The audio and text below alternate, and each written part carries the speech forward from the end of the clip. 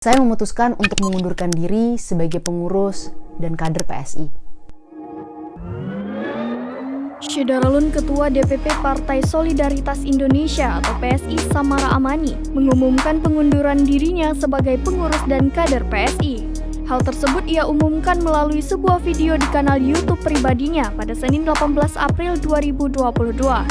Samara menegaskan bahwa keputusan ini ia ambil atas dasar pertimbangan pribadi.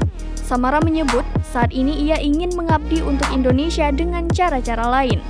Salah satunya yakni fokus menyuarakan isu perempuan dan mengabdi untuk kepentingan perempuan.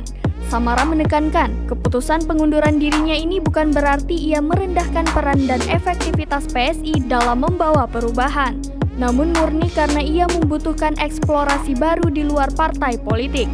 Lebih lanjut, Samara menegaskan bahwa keinginannya untuk keluar dari PSI tidak berkaitan dengan keinginan pindah ke partai politik lain.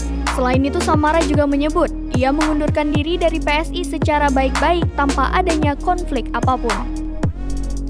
Selama 5 tahun mengabdi di PSI sebagai Ketua DPP, per hari ini, 18 April 2022, saya memutuskan untuk mengundurkan diri sebagai pengurus dan kader PSI. Keputusan ini saya ambil atas dasar pertimbangan pribadi.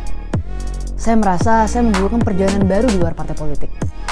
Untuk saat ini, saya ingin fokus mengabdi untuk Indonesia melalui cara-cara lainnya.